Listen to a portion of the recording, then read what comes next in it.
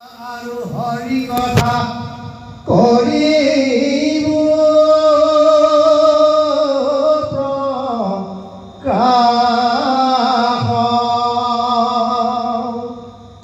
কৃষ্ণৰ কথা পজাৰ উপজয় ৰতি জানি কৃষ্ণ কথা তাত কহিবে গুৰুতি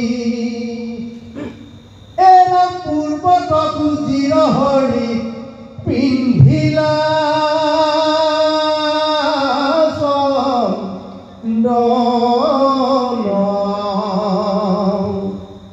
পূজ সম কৰি লাগো চিলাকো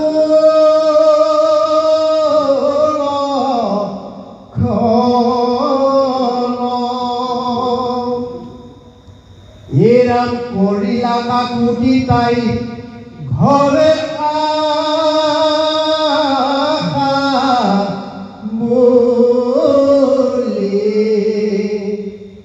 যাইব বুলি সম্বন্ধিব ঠাই লাভ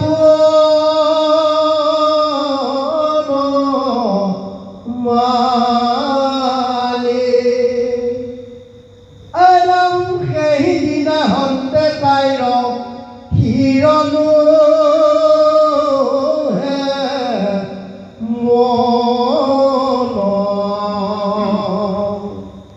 কেতিয়া আহিবা প্ৰভু কমল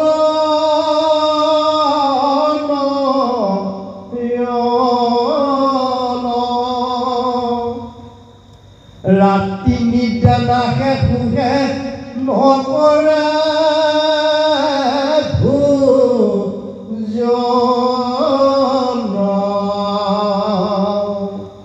পথ কোৱা কলি থাকে কৃষ্ণতে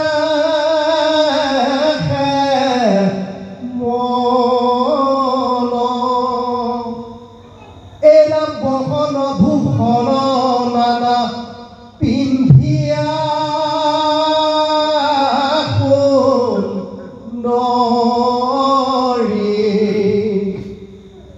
শয্যাখন পাতি সৰৈ আতিৰ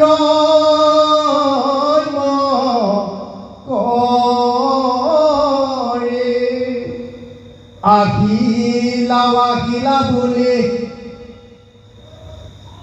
মদন জালে নেদেখি বিলাপ কৰি পৰৈ বহি তলে।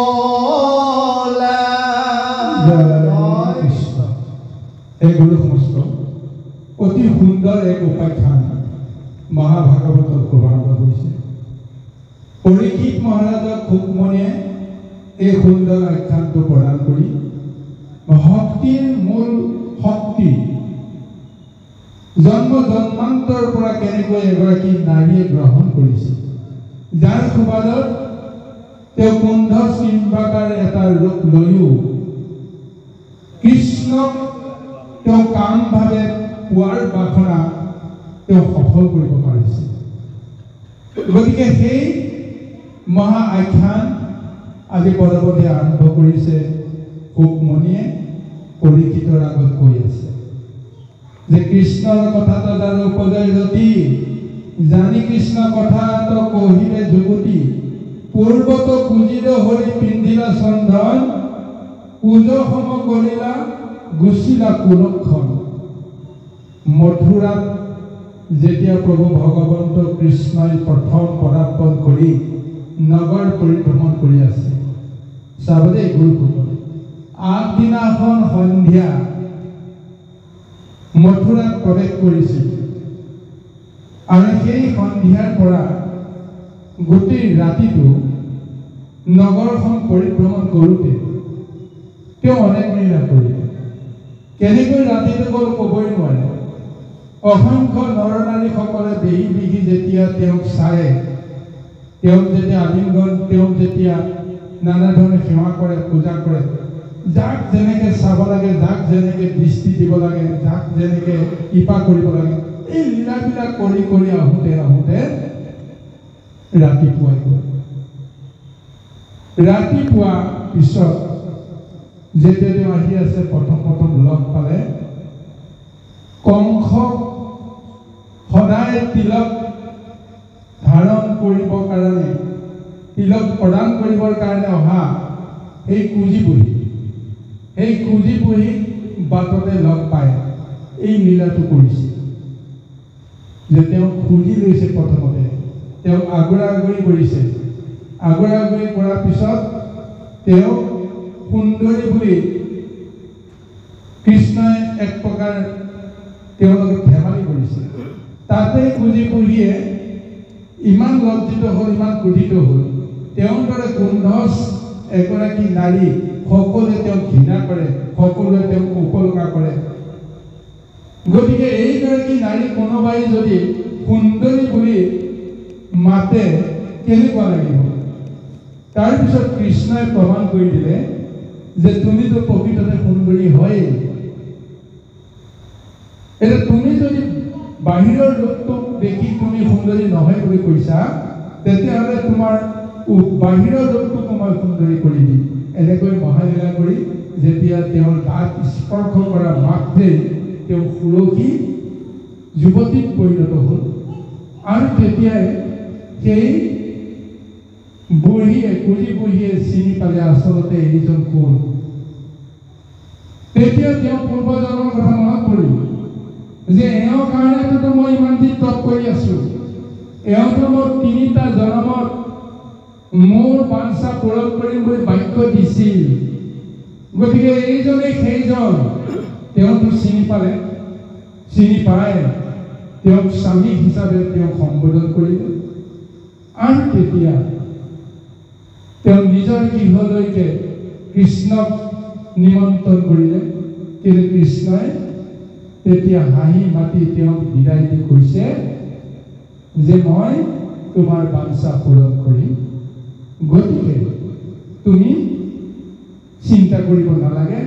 এতিয়াৰ পৰা মই যোৱালৈকে তুমি অন্ততঃ মোৰ কথা চিন্তা কৰি, মোক সেৱা কৰি, পূজা কৰি তুমি ঘৰটো সদায় কৰি থাকা।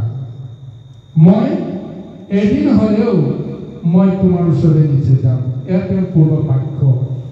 আৰু সেই বাক্য যেতিয়া কুঁজি বুঢ়ী, তেতিয়া কুঁজি হৈ থকা নাই, তেতিয়া তেওঁৰ নাম হ'ল হৰিন্ধি।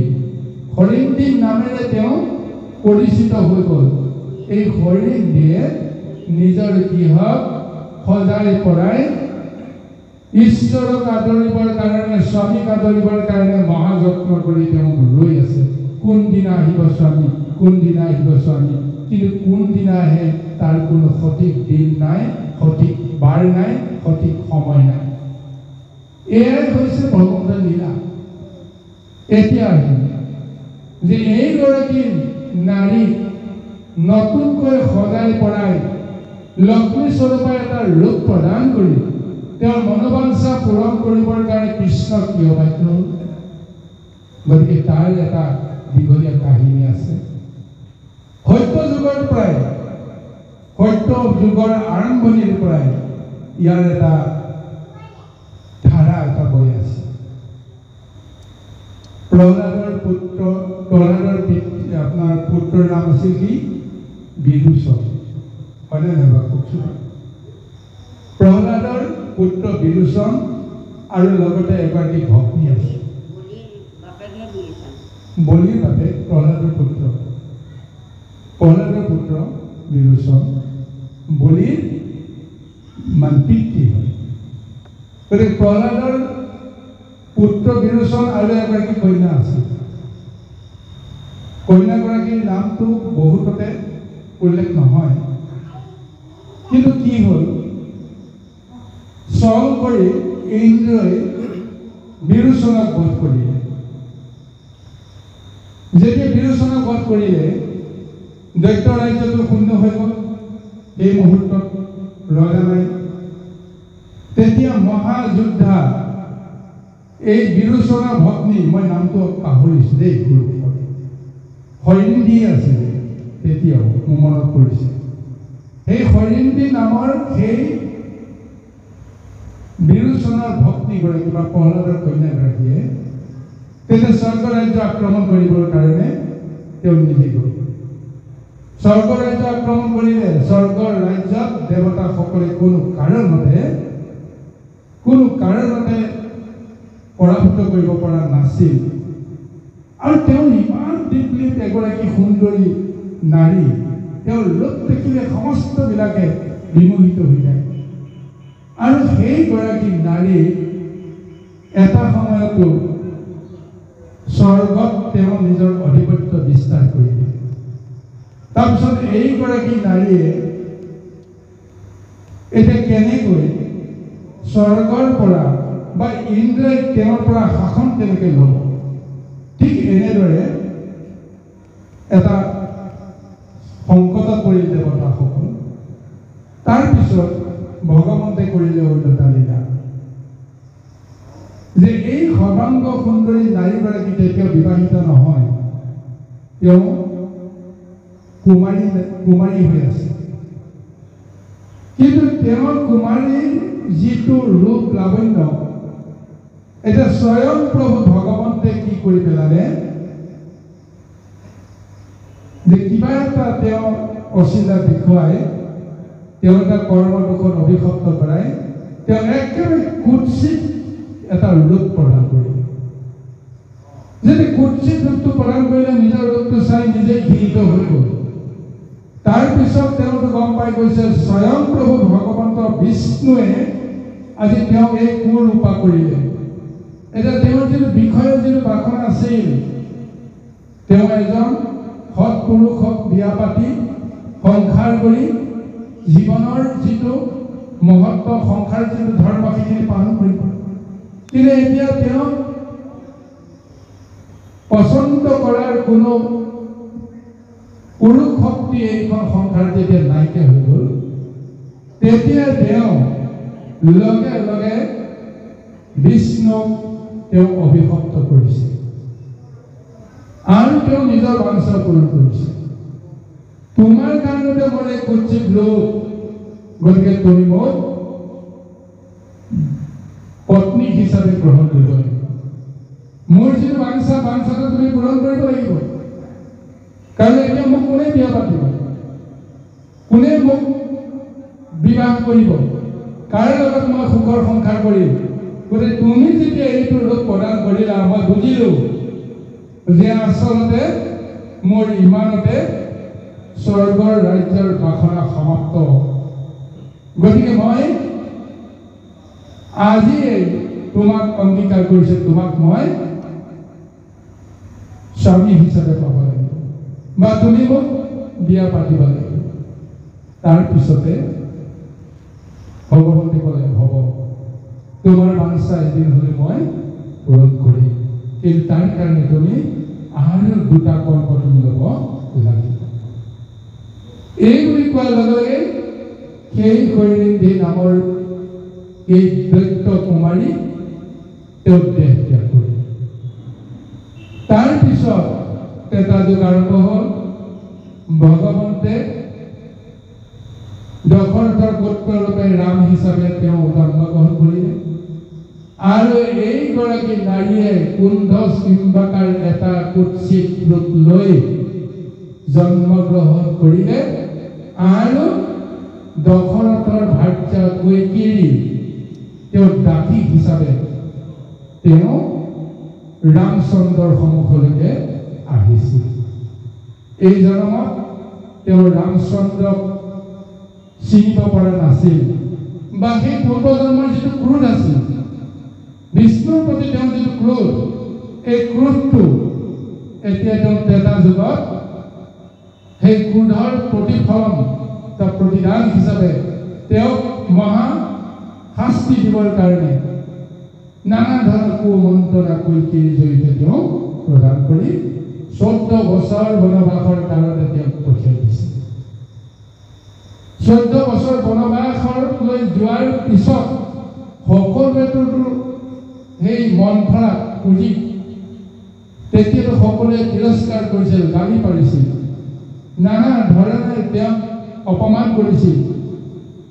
কিন্তু শেষত তেওঁ উপলব্ধি কৰিলে যে সঁচাকৈ তেওঁৰ ভুল হ'ল। কিন্তু 14 বছৰৰ পিছত যেতিয়া ভগৱন্ত ৰামচন্দ্ৰ পুনৰ অযোধ্যালৈ আহিল, সেই অযোধ্যালৈ অহাৰ বতৰটো শুনিয়েই এই মন্থৰা নামৰ এই কুঁজিয়ে লাজত ভয়ত তেওঁ লুকাই থাকিবলৈ বাধ্য হ'ল। কাৰণ তেওঁৰ কাৰণে ৰামচন্দ্ৰই ইমান বনত দুৰ্ঘোৰ কষ্ট যন্ত্ৰণা ভোগ কৰিব লগা হ'ল। নিশ্চয় তেওঁ আহি তাৰ প্ৰতিশোধ ল'ব বা তেওঁৰ সন্মুখত তেওঁ মুখ কেনেকৈ দেখা দিব, তাৰ কাৰণে তেওঁ লুকাই আছে। কিন্তু ৰামচন্দ্ৰই আহি কি কৰিলে? প্ৰথম অযোধ্যাৰ নগৰত প্ৰৱেশ কৰি বা তেওঁৰ ৰাজপ্ৰসাদত প্ৰৱেশ কৰি তেওঁ মাতৃক সেৱা কৰিব লাগিছিল। কৌশল্যা মাতৃৰ ওচৰলৈকে যোৱাৰ আগতে তেওঁ কিন্তু কৈকেয়ীৰ ওচৰলৈকে গৈছিল। কৈকেয়ীও সন্মুখলৈ অহা নাছিল আৰু কৈকেয়ীক তেওঁ সেৱা কৰি তেওঁক ধন্যবাদ দিছে যে তোমাৰ কাৰণতে আজি অসাধ্য সাধন হৈ গ'ল। তুমি যি কৰিলা জগতৰ কল্যাণৰ কাৰণে কৰিলা। মই যদি বনবাসলৈ নগলোহেঁতেন, মহা ঋষি সমস্তৰো মই আশীষ নাপালোহেঁতেন, দৰ্শন নাপালোহেঁতেন, আৰু শিৱৰো মই মহা কৃপা নাপালোহেঁতেন, অগস্ত্যী ঋষিকো মই গুৰু নামানিলোহেঁতেন, মহাভক্ত মই হনুমন্ত জাম্বন্তৰ বিভীষণক লগ নাপালোহেঁতেন, আৰু মহাৰাক্ষস ৰাৱণকো বধ কৰিব নোৱাৰিলোহেঁতেন। গতিকে সমস্ত কাৰ্য তোমাৰ কাৰণতে মোৰ সম্ভৱ হ'ল। গতিকে তেওঁ সেৱা কৰিছে, তেওঁৰ পৰা আশীৰ্বাদ বিচাৰিছে। গতিকে তাৰ প্ৰতিক্ৰিয়াটো কৈকে কেনেকৈ দিলে সেইটো সকলোৱে জানে যে আচলতে তুমিহে মোৰ পুত্ৰ হ'ব লাগিছিল। গতিকে মই কোন জনমত মই তোমাক পুত্ৰ হিচাপে পাম, তাৰ কাৰণেও ভগৱন্তে এটা উপায় দিছিল। কিন্তু তাৰপিছত কৈকে সুধিছিলে, হে মাতৃ, এতিয়া আইতা ক'ত গ'ল? বুঢ়ী কথা কৈছে যে আইতাক মই দেখা পাব লাগিব। কিন্তু আইতাটো গৈ একেবাৰে চুকত তেওঁ মুচি হৈ ৰৈ আছে। তাৰপিছত ৰামচন্দ্ৰে নিজেই গৈ তেওঁ লুকাই থকা জেগাত গৈ দেখা দি তেওঁক ইমান সুন্দৰভাৱে মাত লগাই কৈকেয়ীক যেনে তেওঁ আদৰ কৰিছে, সন্মান কৰিছে, ঠিক তেনেদৰে কুঁজিকো তেওঁ আদৰ কৰিছে, সন্মান কৰিছে আৰু তেওঁ কৃতজ্ঞতা জনাইছে। তুমি যদি মাতৃ কৈকেয়ীক এই মন্ত্ৰণাটো নিদিলাহেঁতেন, তেতিয়াহ'লে মই কেতিয়াও অসাধ্য সাধন কৰিব নোৱাৰিলোহেঁতেন।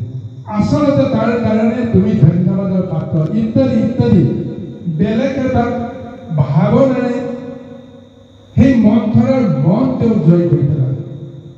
আৰু সেই সময়তে মন্থৰাৰ মনত সেই পূৰ্বজন্মৰ কথাটো মনত কৰি আৰু তেওঁৰ প্ৰতি থকা যিখিনি অন্যায় ইতিমধ্যে তেওঁ সাধন কৰিলে, তাৰ কাৰণে তেওঁ অনুতপ্ত হ'ল। আৰু তেতিয়া তেওঁ বিনয়ভাৱে কান্দি কান্দি তেওঁ চৰণত কৰি তেওঁক বিনাইছে।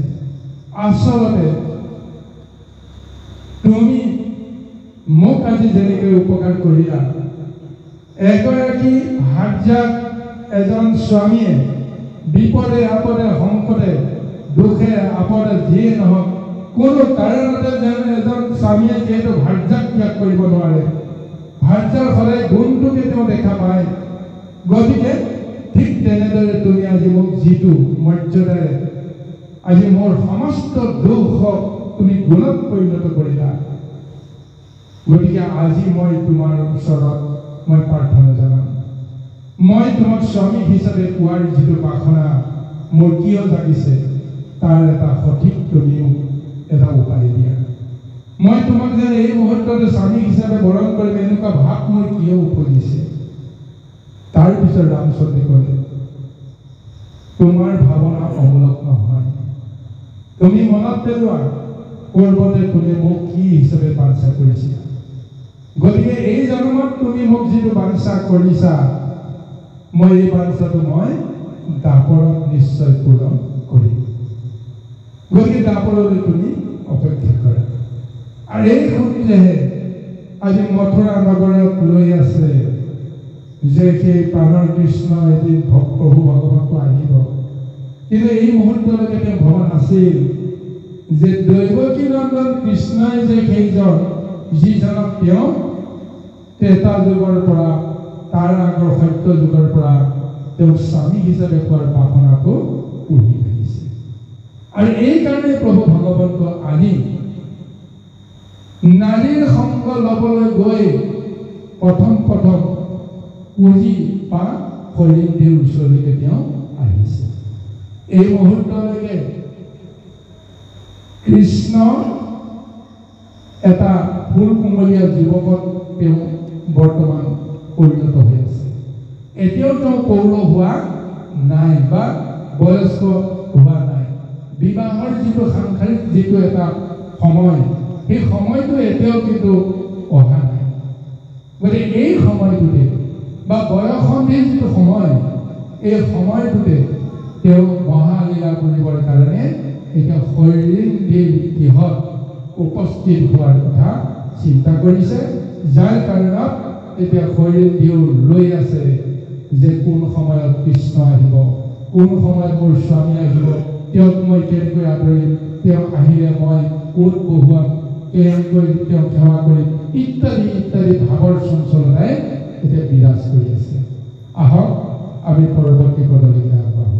জয় কৃষ্ণ।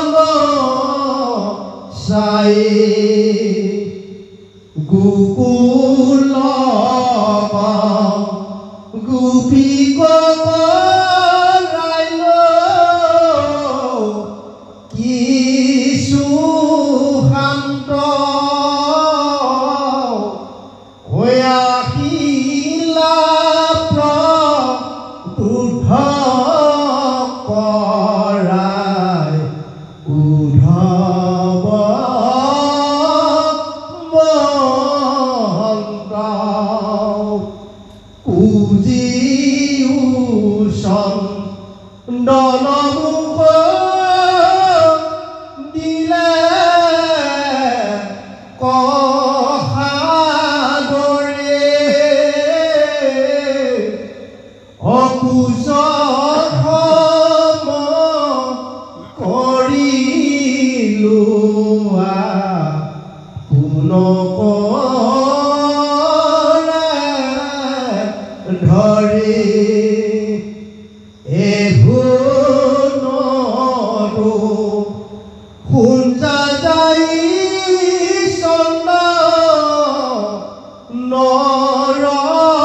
ধাৰ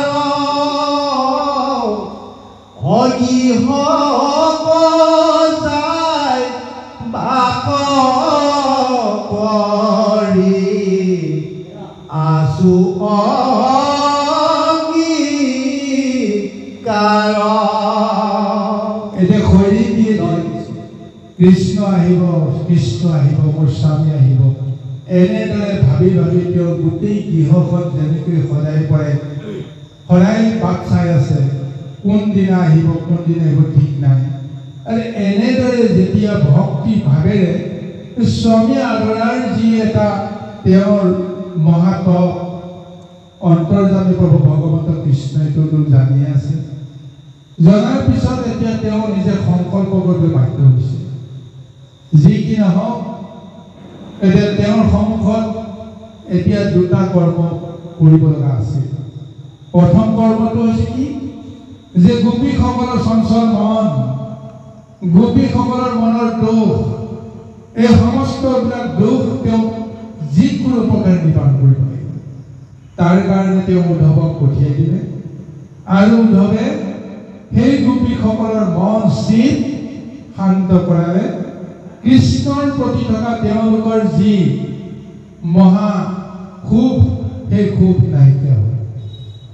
তাৰপিছত তেওঁ এতিয়া চিন্তা কৰিছে, মোৰ সন্মুখত এতিয়া হৈৰিন্ধি নামৰ এই বুঢ়ীগৰাকী, যি এতিয়া সুৰক্ষী ৰূপ লৈ তেওঁ ৰৈ আছে মোৰ কাৰণে, ভক্তি ভাৱেৰে তেওঁ এতিয়া মোক স্বামী বৰণ কৰি আছে। গতিকে তেওঁৰ মনৰ বাঞ্ছা নিশ্চয় পূৰণ কৰিম। আৰু এই কাৰণে তেওঁ পূৰণ কৰিম বুলি বাক্য দিলে যে মই পুঁজিৰ পৰা এটা ধাৰ মই লগাই ল'লোঁ। এই ধাৰ মই খুজিবৰ কাৰণে তেওঁৰ গৃহত যাব লাগিব, তেওঁৰ মনৰ বাঞ্ছা পূৰণ কৰিব লাগিব। যে ধাৰ কি, যে কংসৰ যজ্ঞশালালৈ উপস্থিত হোৱাৰ আগতে তেওঁ চন্দনৰ তিলক বাটতে সেই হৈৰিন্ধিৰ পৰা তেওঁ গ্ৰহণ কৰিছে। আৰু সেই তিলক এক প্ৰকাৰ বিজয় তিলক। এই তিলক সদায় পুঁজিৰ পৰা কংসই পিন্ধিছিল ৰাতিপুৱা, আৰু তেওঁক কঠোৰভাৱে আজ্ঞা দিছিল, এই চন্দনৰ তিলক মোৰ বাহিৰে তুমি কাকো পিন্ধাব নোৱাৰিবা, আৰু তুমি মোক সদায় এই তিলক তুমি মোক পিন্ধাব লাগিব। যিদিনাখনেই নিপিন্ধাবা সেইদিনাখনেই তোমাৰ শিৰচ্ছেদ হ'ব, সেইদিনাখনেই তোমাৰ মৃত্যু দণ্ড। আৰু সেই ভয়তে কুলিয়ে সদায় কংসক সেই চন্দনৰ তিলক পিন্ধাবৰ কাৰণে ৰাতিপুৱা আহে। কিন্তু কংসই জানে যে এই তিলক পিন্ধাৰ পিছত আজি দিনটোৰ কাৰণে মই আজি সংকটৰ পৰা ৰক্ষা কৰিলোঁ, কোনেও মোক একো অপকাৰ কৰিব নোৱাৰে। অৰ্থাৎ এই চন্দনৰ তিলক দিনটোৰ কাৰণে বিজয় তিলকত পৰিণত হ'ল। আৰু আজি সেই চন্দনৰ তিলক বাটতে কৃষ্ণই কংসৰ ওচৰলৈ যোৱাৰ আগমুহূৰ্তত কংসৰ পৰিৱৰ্তে তেওঁ নিজেই সেই তিলক ধাৰণ কৰিলে। অৰ্থাৎ তেওঁ উপলব্ধি কৰিছে যে মই যে কংসক মাৰিলোঁ বা অন্যান্য সমস্ত পালনক যে মই বধ কৰিলোঁ, তাৰ একমাত্ৰ কাৰণটো হৈছে পুঁজিৰ পৰা যে মই চন্দনৰ তিলক পিন্ধিলোঁ, এই তিলকৰ কাৰণতে মই বিজয় সাব্যস্ত কৰিলোঁ। গতিকে তাৰ ধাৰটো মই মাৰিব লাগিব। গতিকে চাবলৈ ইয়াৰ আগৰ আমাৰ বুৰঞ্জীৰ দিনত এই দিশটো আমাৰ সুন্দৰভাৱে প্ৰত্যক্ষ কৰোৱা হৈছে। যেতিয়া আমাৰ আহোম ৰজাৰ দিনত কাইলৈ ৰাতিপুৱাই যুদ্ধলৈ যাব লাগিব, যুদ্ধলৈ যাবৰ কাৰণে সজাই পৰাই দিবৰ কাৰণে নিজৰ তিৰোতাই একে ৰাতিৰ ভিতৰতে কবচ কাপোৰ বৈ কাটি পিন্ধাই ৰণক্ষেত্ৰত তেওঁক সেৱাই সৎকাৰে আৰু বিজয় তিলক শিৰত পিন্ধাই আগুৱাই দিয়ে। তেতিয়া সেইসকলৰ কোনো কাৰণতে যুদ্ধত পতন নহয়, অদম্য সাহস লৈ যুদ্ধ ক্ষেত্ৰত তেওঁলোকে পদাৰ্পণ কৰে। তদ্ৰুপ শুভ কাৰ্য এটাত আমি যদি গৃহৰ পৰা মহাযাত্ৰা কৰিব লাগে, সাংসাৰিক নীতিমতে তেওঁৰ স্বামী ভাৰ্যাই ঠিক এনেদৰে সদায় পৰাই তেওঁ বিজয়ৰ তিলক তেওঁৰ শিৰত পিন্ধাই যদি তেওঁক পঠিয়াই দিয়ে, তেতিয়াহ'লে তেওঁ কোনো কাৰণতে সেই কাৰ্যত ব্যৰ্থ নহয়। এই পৰম্পৰা আমি ৰক্ষা নকৰোঁ, তাৰ কাৰণতে আমি নানা সমস্যাত ভোগোঁ। গৃহস্থ ধৰ্মৰ যিখিনি কৰ্ম আমি যদি সুচাৰুৰূপে সঠিক ৰূপে পালন কৰোঁ, তেতিয়াহ'লে গৃহখনেই আমাৰ মংগলময় হ'ব। আজিকালি কৃষ্ণইও সেইটো তত্ত্বকে আজি তেওঁ নিজেই চিন্তা কৰি কৈছে যে যাৰ পৰা মই এটা বিজয় তিলক পিন্ধি মই অখাদ্য সাধন কৰিলোঁ, সেইগৰাকীৰ মনৰ সমস্ত বাসনা মই পৰিপূৰ্ণ নকৰিলে মই সেই ভাৰৰ পৰা মই মুক্ত হ'ব নোৱাৰোঁ। এইকাৰণে কৃষ্ণই চিন্তা কৰিছে যে মই এই মুহূৰ্ততেই মই যে কুজিৰ ওচৰলৈকে মই যাব লাগিব। এইকাৰণে তেওঁ সিদ্ধান্ত কৰিছে। ইয়াৰ আগতে তেওঁ তাৰিখ সিদ্ধান্ত কৰা নাই, দিন বাৰ ঠিক কৰা নাই, কিন্তু বাক্য দিছিল এদিন যাম। কিন্তু এদিন কিমান দিন গ'ল তাৰো কোনো ঠিকনা নাই, হিচাপ নাই। কিন্তু এতিয়া তেওঁ মনত কৰিছে নাই, মই যাব লাগিব, কাৰণ তেওঁ মোক পাবৰ কাৰণে সদায় এনেদৰে মোক অপেক্ষা কৰি আছে। গতিকে তেওঁৰ অপেক্ষাৰ অন্ত মই নিশ্চয় পেলাব লাগিব। জয় কৃষ্ণ, জয় কৃষ্ণ।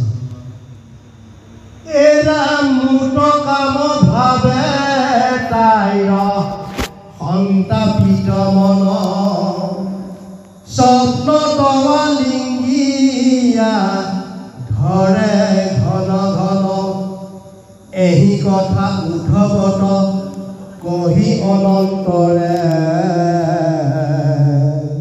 দেহে সমে চলি গইলা কুৰু ৰাজ ভৰা, হীৰা মথুৰা বৈঠক গলা কুজিৰ মন্দিৰ,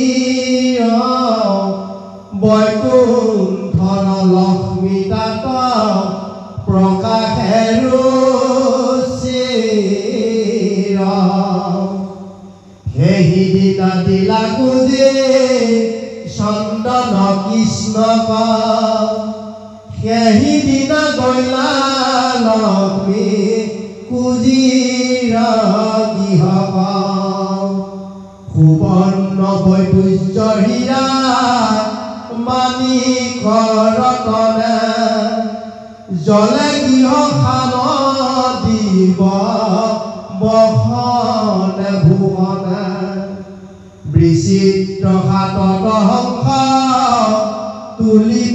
তুলি আছে পাৰি, ওপৰত নৱ চন্দ্ৰতাপ আছে তৰি। জয় কৃষ্ণ। এতিয়া কৃষ্ণই চিন্তা কৰিছে যে মই কাম ভালে সেই কুজিয়ে বা হৰিণীয়ে মোক এনেদৰে তেওঁ বাঞ্ছা কৰি আছে, ইমান আকৰ্ষিত হৈ আছে, তেওঁৰ মন সন্তাপিত হৈ আছে। গতিকে এই সন্তাপ মই দূৰ কৰিবৰ কাৰণে নিশ্চয় যাম। কিন্তু এতিয়া তেওঁ চিন্তা কৰিছে মই যাম, মই অকলে যাম নে কাৰোবাক মই লগত লৈ যাম। মই যদি অকলে যাওঁ তেতিয়াহ'লে মই যে তালৈ গৈছোঁ কোনে বিশ্বাস কৰিব, আৰু মই যদি অকলে যাওঁ তেতিয়াহ'লে এইটো কি হ'ব, এইটো চোৰৰ লক্ষণ হ'ব। গতিকে তেওঁ চিন্তা কৰিছে মই কাৰোবাৰ এজনক লগত লৈ যাব লাগিব। কিন্তু কাক লৈ যাম, তেওঁ মনে মনে চিন্তা কৰি তেওঁ বিচাৰি পালে যে মই উদ্ধৱকে লৈ যাব লাগিব। মোৰ প্ৰাণৰ বান্ধৱ মোৰ মহাভক্ত তেওঁ মোৰ বিষয়ে সমস্ত কথা তেওঁ জানক এগৰাকী নাৰীৰ ওচৰত গোপনে কৃষ্ণই গৈ তেওঁ গোপন লীলা কৰি থকা কথাটো জগতত যেতিয়া প্ৰচাৰ হ'ব তাৰ সাক্ষী হিচাপে উদ্ধৱে নিশ্চয় আচল কথাটো প্ৰচাৰ কৰিব পাৰিব যদি কোনো সাক্ষীহীন কৰ্ম যদি হয় লৌকিকত এটা কলংক থাকিব কিন্তু কৃষ্ণই যি কৰিব কলংকমুক্তভাৱে তেওঁ সেই কৰ্মখিনি কৰিব লাগিব গতিকে গোটেই কথাখিনি উদ্ধৱৰ আগত তেওঁ মন খুলি ক'লে আৰু লগতে ক'লে যে তুমিও মোৰ লগতে যাব লাগিব কৃষ্ণই যেতিয়া লগ ধৰিব মহাভক্তই কেতিয়াবা অস্বীকাৰ কৰিব পাৰেনে গতিকে এতিয়াতো আমাৰ তেনেকৈ এটা মনৰ ঢৌ কিবাটো এটা ৰূপ হয় নহয় জানো ল'ৰা এটাই ছোৱালী এজনী পচন্দ কৰিছে এই ল'ৰাটোৱে যদি কোনোবা এজন বন্ধু কয় যে বলকচোন বলক ছোৱালীজনী চাই আহিব লাগে সেই একান্ত বন্ধুজনে কেতিয়াও তেওঁক না কৰিব নোৱাৰে সমস্ত কৰ্মত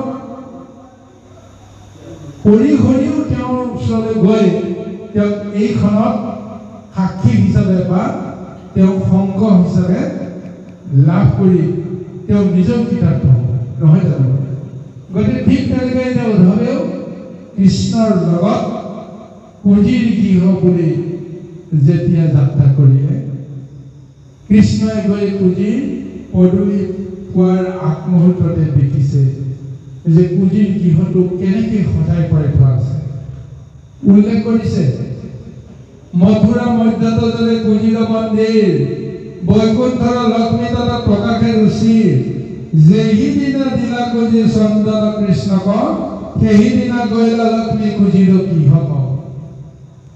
ইয়াৰ আগতে কুঁজিয়ে সাধাৰণ এটা ভঙা চিঙা জুপুৰিত যেনে তেনে থাকি তেওঁ ঈশ্বৰৰ কৰ্মখিনি কৰি কংসক গৈ তেওঁৰ তিলকটো পিন্ধাইছে কোনেও সেই পুঁজিৰ গৃহটোক লক্ষ্য কৰা নাছিল বা চকুত পৰা বিধৰ নাছিল কিন্তু যিদিনাখনেই তেওঁ কৃষ্ণক যেতিয়া চন্দনৰ তিলক পিন্ধালে বা কৃষ্ণই যেতিয়া তেওঁৰ দেহ স্পৰ্শ কৰিলে সেই মুহূৰ্ততে তেওঁৰ গালৈ একেবাৰে লক্ষ্মী গুচি আহিল লক্ষ্মীয়ে বাস কৰিলে গতিকে লক্ষ্মীয়ে যেতিয়া তেওঁৰ দেহত বাস কৰিলে তেওঁৰ গৃহতো বাস কৰিলে গতিকে মনেৰে যি ভাবে সেইখিনি লক্ষ্মীৰ সম্পদ হিচাপে তেওঁ আপোন আপুনি কেনেকৈ পায় তেওঁ ক'বই নোৱাৰে গতিকে তেওঁ লক্ষ্মী স্বৰূপা হৈ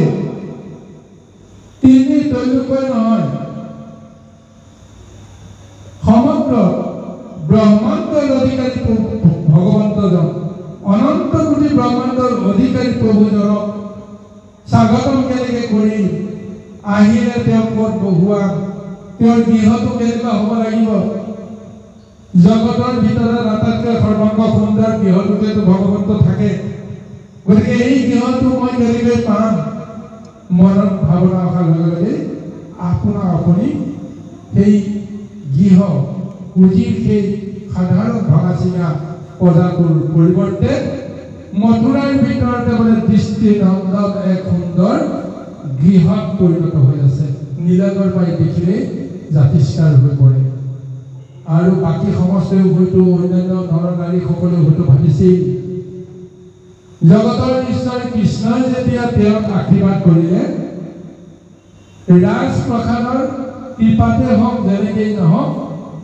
শৰীৰধীৰ আগৰ অৱস্থা গুচি এতিয়া সুন্দৰ এটা অৱস্থালৈকে আহিছে ইয়াত আৰু কোনেও সন্দেহ কৰিব লগা একো নাই কুঁজিয়ে ক'ৰ পৰা ইমান ধন পালে ভাবিবলৈকে কাৰো কোনো ধৰণৰ উপায় নাই যি কি নহওক লক্ষ্মী স্বৰূপা হৈ আজি কৃষ্ণক আদৰিবৰ কাৰণে তেওঁ যত্ন কৰি আছে সুবৰ্ণ বৈদুত্য হীৰা মণিক ৰতনে জলে গৃহখানা দিব্য বসনে ভূষণে বিচিত্ৰ খাতত হংস তুলি আছে পাৰি ওপৰত নৱচন্দ্ৰ তাপ আছে ধৰি কৃষ্ণ আহিব ক'ত বহুৱাব হংস তুলি পাৰি তেওঁ সাজু হৈ আছে। সুবৰ্ণৰ এক আসন তেওঁ সদায় পৰাই থৈ দিছে, আহিলে ইয়াতে বহোৱা ইত্যাদি ইত্যাদি ভাৱনাৰে ভক্তিমাথো হৈ থাকে সদায় পুঁজি। এতিয়া সেই ৰূপটো বাটৰ পৰাই যে কৃষ্ণই প্ৰত্যক্ষ কৰিছে আৰু লগতে উদ্ধৱো প্ৰত্যক্ষ কৰিছে। কৃষ্ণ জয় কৃষ্ণ কৃষ্ণ।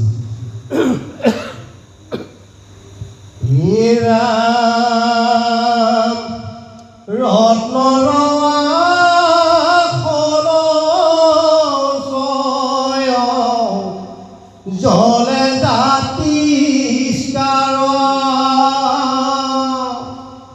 চৌপাশে মুৰালি ধূপা শুদ্ধ সুবৰ্ণ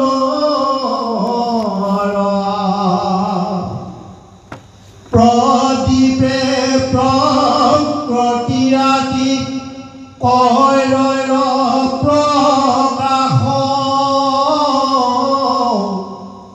সুগন্ধ ধূপৰ গন্ধে মন্দিৰ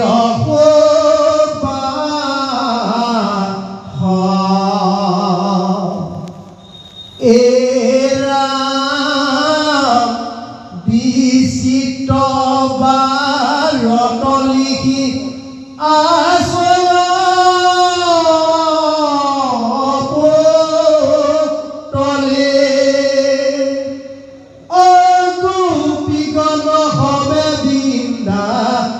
বনে বনমালী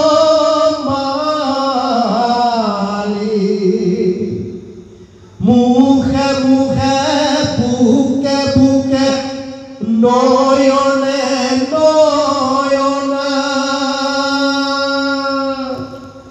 কৃষ্ণ গোপীকে লিখি আছে এক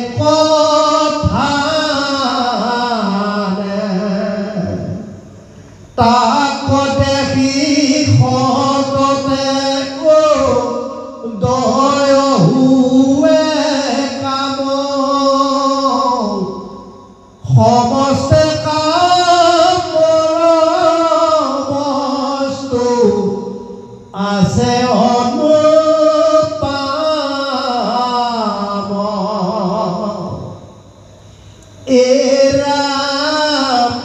মালতী মধাই পদ্ম চুম্বিত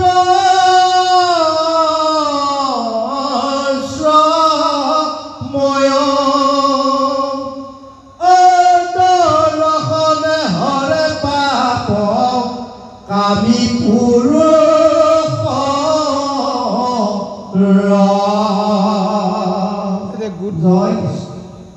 জয় কৃষ্ণ।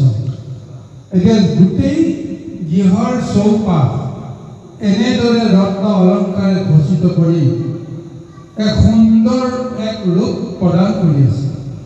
তাৰ লগতে দেখিছে তেওঁ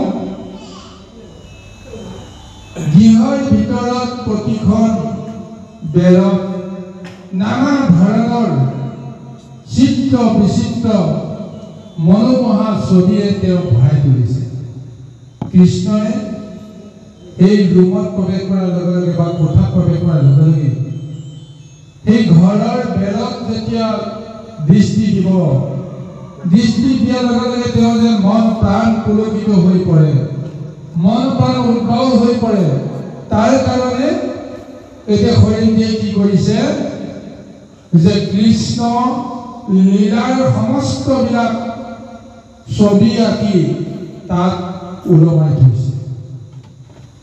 বৃন্দাবনত গোপীসকলৰ লগত যেনেকৈ মহা ৰাসলীলা কৰিছিল, ৰাধাৰ লগত গোপন যেনেকৈ সম্বন্ধ কৰিছিল, ঠিক তেনেকৈ কৃষ্ণৰ এই গোপন ৰহস্যৰ সমস্তবিলাক ছবি, বৃন্দাবনৰ সমস্তবিলাক ৰূপ তেওঁৰ কোঠাৰ চাৰিও বেৰত সুন্দৰভাৱে খচিত কৰাই ৰং বিৰঙৰে উজ্বলাই তুলি আছে।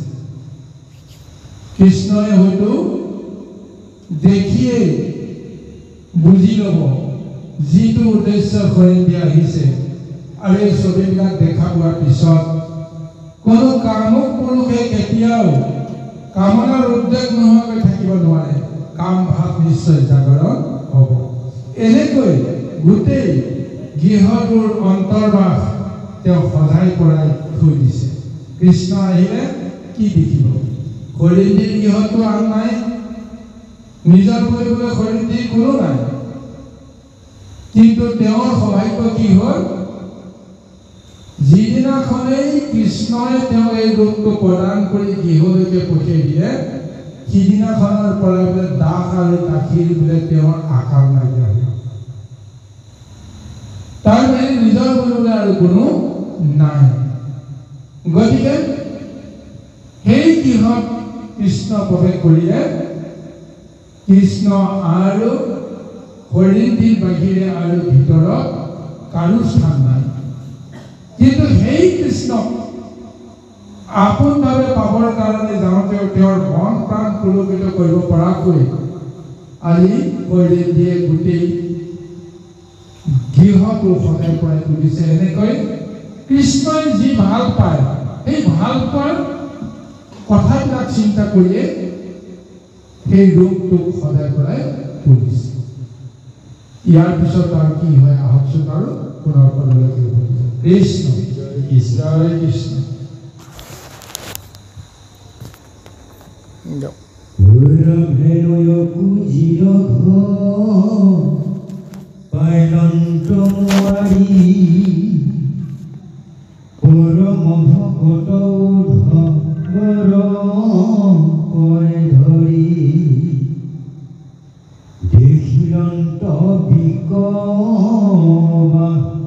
দাৰতে আছে বহি দাখি গণ সমে যেন পূৰ্ণিমাৰ শশী ধীৰ মাধৱক আশ্ৰয় নিহাৰি পদূলিত আসন্তৰে থিয়া বনমাৰি তেতিখনে আসনৰ চালিলন্ত গান উলসিত তনুপ জিৰ প্ৰেম ভাৱ হাত মেলি চগ যেন পাইলে ক সুন্দৰী সখী গণ সমে আহি নিলে ক সাদৰী বকাৰ মন্দিৰে বেশ হৈলা হৰি ৰত্নৰ আসনে নিয়া হৈ খাইলা সাদৰী সুবৰ্ণ দ্বাৰৰে লৈয়া সুগন্ধিত জন ধুৰে কুমাৰ বৰ চৰণ কমল সেই জলাই নিজ ক্ষীৰ কৰিলে কচিলান অৱশেষ জন মনে কৰিলে কপান অৱনত ভাৱে হৰি পদ কোৰে ধৰি সুগন্ধিত তৈল লৈয়া জান্তিলা সুন্দৰী এরম সুগন্ধ চন্দনরে বিরন্ত সর্বগারে সামর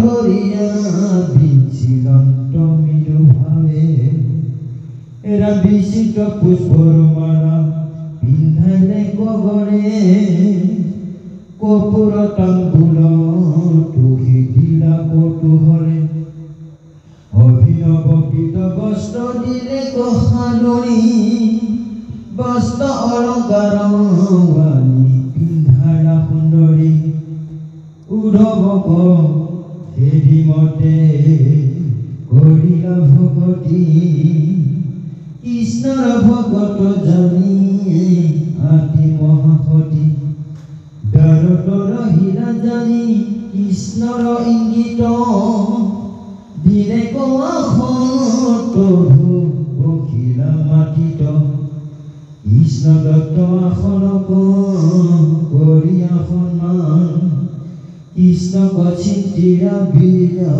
ৰহিলা সিঠান পাছে কৃষ্ণ সেইখনে উঠি আসনৰ বহিলা সৈজাত গয়া মহামনোহৰ ওৰা মনুষ্যৰ চেষ্টা কৰি ৰমন্ত জগত ভকতৰ বৎসল হেন দেখায়া লোকত অনন্ত সৈজাত যিটো পৰন্ত শয়ন কুজিৰ সৈজাত হেন হৰি উপসন জয় কৃষ্ণ। এতিয়া আহি প্ৰভুৱে যেতিয়া কুজিৰ পদূলি পালে, পদূলিতে তেওঁ কুজিৰ গৃহটো ভালকৈ নিৰীক্ষণ কৰি তন্ময় হৈ আছে। তাৰপিছত উদ্ধৱক হাতত ধৰি যেতিয়া ভিতৰলৈকে যাবলৈ প্ৰযত্ন কৰিলে, এই মুহূৰ্ততেই ভিতৰৰ দুৱাৰত যেতিয়া সদায় ৰৈ থকা কুজিয়ে প্ৰত্যক্ষ কৰিলে যে কৃষ্ণ প্ৰভু ভগৱন্তৰ স্বামী তেওঁ এতিয়া আহি গ'ল।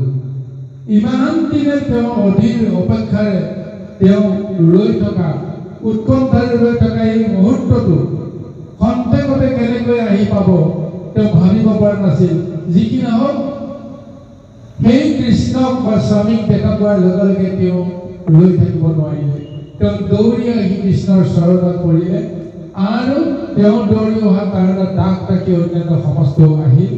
যি কি নহওক, কৃষ্ণক তেওঁ আদৰি সাদৰি লৈ গৈ ধূপে দীপে পূজা যেনেকৈ কৰিব লাগে সেইখিনি কৰিছে।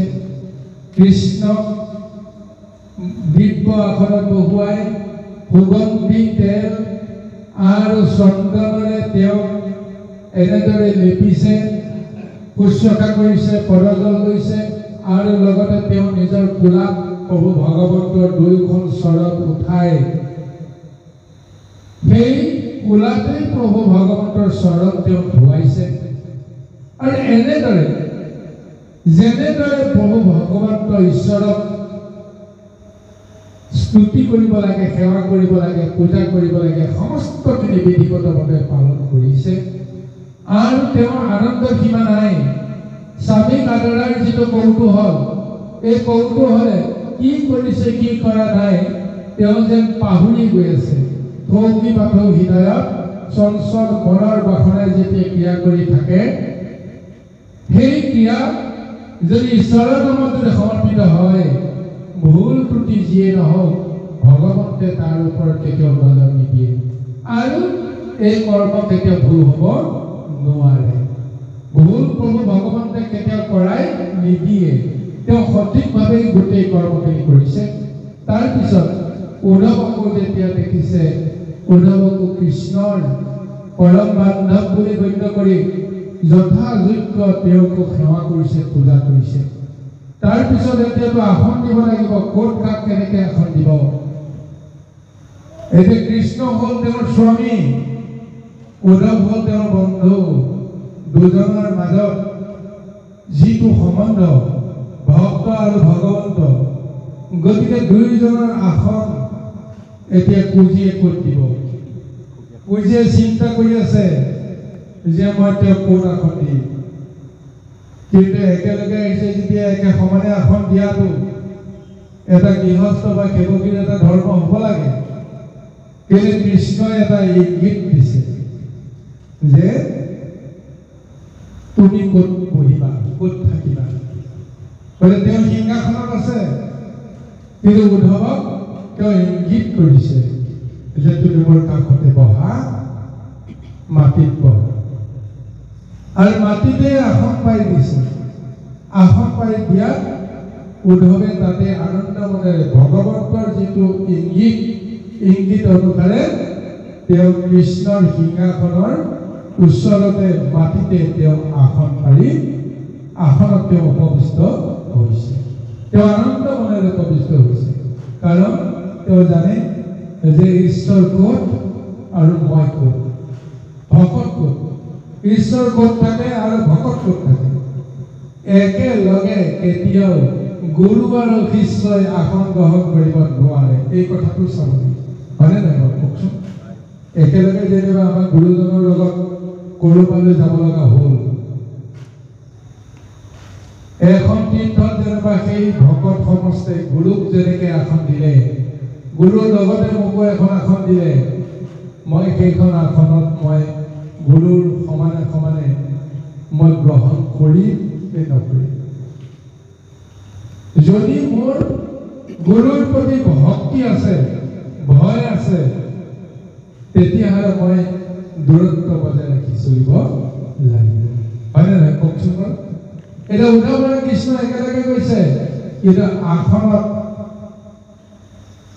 কোনে ক'ত থাকিব এই নিৰ্ণয়টো এতিয়া কুজিয়ে চিন্তা কৰিছে গৃহস্থী হিচাপে ক'ত দিম আসন কাৰণ উচ্চ নিজ ভেদভাৱ গৃহস্থই কেতিয়াও কৰিব নোৱাৰে গতিকে নিজৰ মতে কোনো কৰ্ম সাধন নহয় ঈশ্বৰৰ ইচ্ছা ভিত্তিকে হ'ব সেইকাৰণে দ্বিধা বোধবিলাক ভাঙি দি উদ্ধৱক ইংগিত দিছে তুমি ইয়াতে বহা এই বুলি কোৱাৰ লগে লগে শৰীৰ দিয়ে তেওঁৰ দিব্য আসন তেওঁ মাটিতে পাৰি দি উদ্ধৱক থৈ দিছে তাৰপিছত যিটো উদ্দেশ্য এই উদ্দেশ্যটোহে এতিয়া আচল হয় নে নহয় কুজিৰ মনোকামনা পূৰণ কৰিবৰ কাৰণে কৃষ্ণ আহি উপস্থিত হৈছে লগত তেওঁৰ সখী বা তেওঁৰ ভক্ত উদ্ধৱ সেইজনক এতিয়া তেওঁ ক'ত থ'ব গতিকে তেওঁৰ যিহেতু উদ্দেশ্যটো আছে তেওঁ তাতে বহুৱাই থৈ এতিয়া ভিতৰৰ কোঠালৈকে তেওঁ যোৱাৰ চিন্তা কৰিছে কাৰণ বাহিৰৰ পৰা দেখিছে সুন্দৰ শংখ তুলেৰে সজাই কৰি থোৱা হৈছে বিচনা য'ত শৰীৰ দিয়ে ভাবি আছে কৃষ্ণ আহিলে ভগৱন্ত আহিলে মই ইয়াতে তেওঁ বিচনা তৈয়াৰ কৰি থৈছোঁ ইয়াতে তেওঁ শুশ্ৰূষা কৰি বা ইয়াতে তেওঁ জিৰণি ল'ব তেওঁৰ কাৰণে সজোৱা এই বিচনাখনত তেওঁৱে যাব লাগিব গতিকে এতিয়া শৰীৰ দিও এতিয়া চিন্তা কৰি আছে মই আগতে তেওঁক ভিতৰলৈ লৈ যাম নে নাযাম এতিয়া বাহিৰত থকা অতিথিজনক এৰি থৈ কেনেকৈ লৈ যাম গতিকে কৃষ্ণই সেই বিধাগ্ৰস্তটো ভাঙি দিছে তেওঁৱে একোচা গোৱাই শৰীৰ দিক হাতত ধৰি ভিতৰলৈকে লৈ গৈছে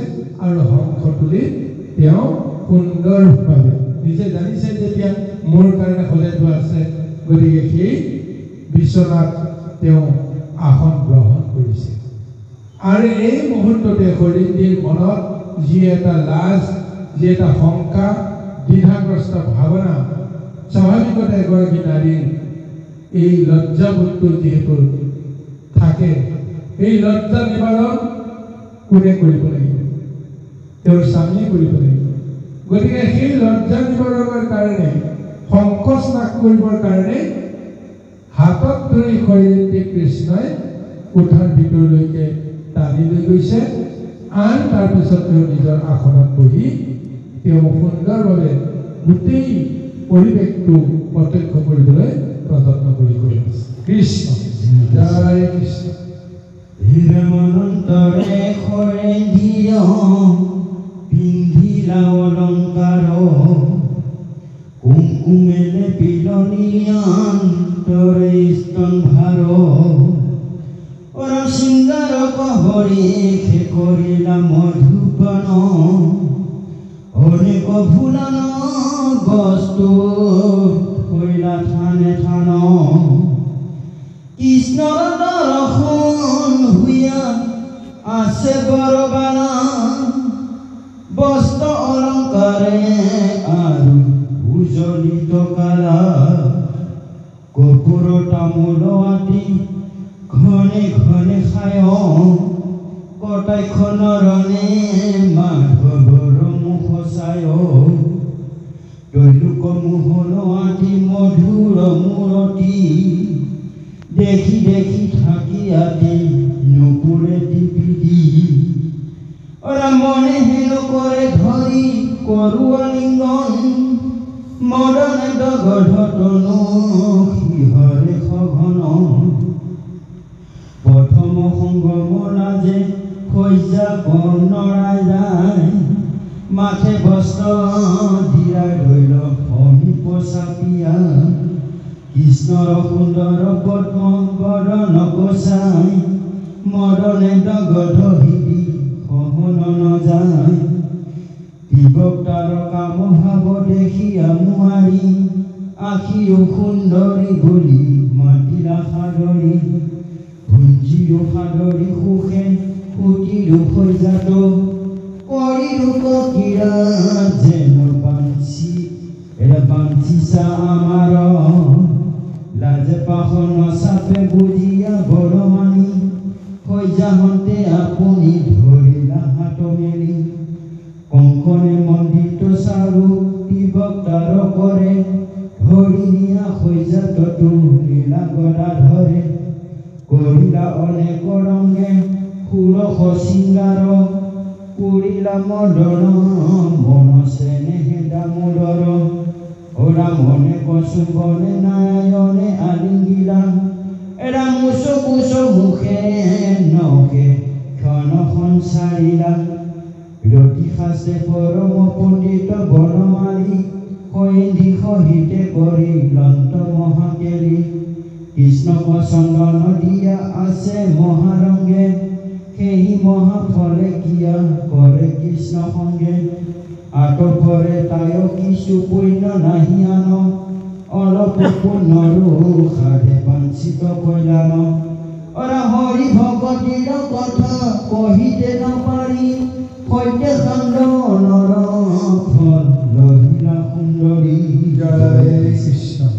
ইয়াৰ পিছত ভাগৱতে এক সুন্দৰ বৰ্ণনা দিছে এগৰাকী নাৰীয়ে যেতিয়া স্বামীৰ প্ৰথম সুসংগ পাবৰ কাৰণে অধীৰ আকাৰে বাট চাই আছে গতিকে নিজকে কেনেকৈ সদায় কৰি তুলিব বস্ত্ৰ অলংকাৰ পৰিধান কৰি কেনেকৈ নিজৰ সুন্দৰ দেহটো স্বামীৰ আগত তুলি ধৰিব এনেকুৱা অনেক বাসনাক লৈ যে শৰীৰ দি যেতিয়া উচ কুচ হৈ আছে উচ পিছাই আছে তাৰপিছত কৃষ্ণইতো এতিয়া তেওঁৰ মনৰ সমস্ত কথা জানি বুজি তেওঁৰ অভিলাষ পূৰ্ণ নকৰাকৈ তেওঁতো কেতিয়াও যাব নোৱাৰে এইকাৰণে আমাক বাহ্যিকত দেখুৱাইছে তেওঁ নিজে হাতত ধৰি তেওঁৰ ওচৰলৈকে লৈ আহিছে আৰু তেওঁৰ ইচ্ছা কৰা অনুসৰি বাসনা কৰা অনুসাৰে তেওঁৰ লগত সুসম্বন্ধ কৰিছে মহালীলা কৰিছে কৃষ্ণৰ লগত এনেকৈ মহালীলা কৰিব পৰা সৌভাগ্য এই শৰীৰ দিয়ে কেৱল এটা চন্দনৰ তিলক পৰিধানৰ পুণ্যৰ ফলতহে পাইছে বুলি ভাগৱতে নিৰ্ণয় দিছে কিন্তু সেই গুৰু সমস্ত এয়া বাৰু লৌকিকত দেখুৱাইছে চন্দনৰ তিলক পিন্ধাৰ কাৰণতে কুজি নামৰ বুঢ়ীগৰাকী সুন্দৰী সুৰকী যুৱতীক পৰিণত কৰাই তেওঁৰ কামনাৰ চৰিতাৰ্থখিনি বা বাসনাখিনি পূৰণ কৰিবৰ কাৰণে ভগৱতক গৈছে কিন্তু আমাৰ সাংসাৰিক আৰু নীতিশাস্ত্ৰৰ মতে যিটো কাৰ্য আজি হৰিণীৰ লগত কৃষ্ণই কৰিবলৈ গৈছে এইটো যুগুত হৈছে নহয় এজন পুৰুষে এগৰাকী নাৰীৰ লগত এনেদৰে নিবিড় সম্বন্ধ পোনে পোনে কৰিবলৈ যোৱাটো সমাজে সংস্কাৰে কিবা উপায় দিছেনে বাৰু নাই বিধিগতভাৱে সমাজক সাক্ষী কৰি বেদ আৰু শাস্ত্ৰৰ মন্ত্ৰৰ জৰিয়তে গুৰু আৰু ব্ৰাহ্মণ ভকতক সাক্ষী কৰি এজন পুৰুষে এগৰাকী নাৰীক পানী গ্ৰহণ কৰাৰ অংগীকাৰ কৰিব লাগিব অগ্নিক সাক্ষী কৰি অংগীকাৰ কৰিব লাগিব তাৰ পিছতহে সেই নাৰীগৰাকীৰ সান্নিধ্য পাবৰ কাৰণে সমাজে তেওঁক অনুমতি প্ৰদান কৰে কিন্তু আজি হৰিণীৰ ওচৰলৈ যদি কৃষ্ণ গ'ল এই বিধি ব্যৱস্থাখিনি হৈছেনে বাৰু নাই তেতিয়াহ'লে এজনক তেওঁ সাক্ষী কৰি লৈ গৈছে কিন্তু এই ব্যৱস্থাখিনি সাংসাৰিকভাৱে সামাজিকভাৱে আমি স্বীকৃতি কেনেকৈ দিম কিন্তু তাৰ লগতে এটা কথা আপোনালোকে জানি ল'ব, অতি গোপন ৰহস্য কথা। যি লীলা এতিয়া বাহ্যিকত আমাক দেখুৱাইছে, কিন্তু প্ৰকৃততে এই লীলা কৰিবলৈ গৈ তেওঁ সঁচাকৈ শৃংগাৰ ৰসত দ্ৰৱীভূত হৈ নাৰী আৰু পুৰুষৰ চূড়ান্ত যিটো বাসনা, এই বাসনাটো পৰ্যায়লৈকে গৈছে নে নাই, এই কথাটো আমি চিন্তা কৰিব লাগিব। কৃষ্ণ যদি ভাগৱত হয়, তেতিয়াহ'লে কোনো কাৰণতে এগৰাকী নাৰীৰ সংগ লৈ গোপন লীলা কৰিবলৈ যাওঁতে কেতিয়াও তেওঁ ব্ৰহ্মশক্তি ক্ষয় কৰিব নোৱাৰে। ব্ৰহ্মশক্তি যদি ক্ষয় কৰে, সেই ব্ৰহ্মশক্তি কেতিয়াও অথলে নাযাব। তাৰ প্ৰমাণ জগতে পাব লাগিব। ভগৱন্তক হৈ তেওঁ নিজৰ শক্তিটো কিবা ক্ষয় কৰিব লাগিব, কওকচোন। ভগৱন্ত যেতিয়া শৰীৰটি গৃহৰ পৰা গুচি আহিল, তাৰ পিছত আৰু কোনোদিন শৰীৰটি গৃহলৈ ভগৱন্ত যোৱা নাই। আৰু এদিন যদি নিবিড়ভাৱে এজন পুৰুষে এগৰাকী নাৰীৰ লগত এনেদৰে কামনাৰ যদি চৰিতাৰ্থ কৰে, দুদিনমানৰ পিছত প্ৰমাণ হ'ব নাৰীগৰাকীৰ গৰ্ভত এটা সন্তানে স্থিতি দিছে। কিন্তু শৰীৰটিতো তেনেকুৱা কোনো কথা জগতত নাই। তেনেহ'লে বাস্তৱতে কৃষ্ণই যিটো লীলা শৰীৰটিৰ লগত কৰিবলৈ গৈছে, এইটো লীলাৰ জৰিয়তে আমাক কি বুজাবলৈ গৈছে, এই কথাখিনি আমি লক্ষ্য কৰাটো দৰকাৰ। এইটো এটা আধ্যাত্মিক লীলা, যিটো এতিয়া শৰীৰটিৰ লগত কৰিবলৈ গৈছে আধ্যাত্মিক লীলা। এইটো কেতিয়াও লৌকিক লীলা হ'ব নোৱাৰে। যিটো আধ্যাত্মিক লীলা গোপীসকলৰ লগত তেওঁ মহাৰাস লীলাৰ জৰিয়তে কৰিছিল, সেই একেটাই আধ্যাত্মিক লীলা আজি শৰীৰটিৰ লগতো কৰিছে। সেই গোপীসকলৰ মাজতো 16,000 গোপীৰ লগত 1600 গোপীৰ লগত মহালীলা গোপন লীলা কৰি থকাৰ পিছতো কতো উল্লেখ নাই কোনোবা এগৰাকী গোপীয়ে কৃষ্ণৰ বীৰ্যেৰে বোলে এটা সন্তান বোলে ধাৰণ কৰিছে। উদাহৰণ আছে নাই?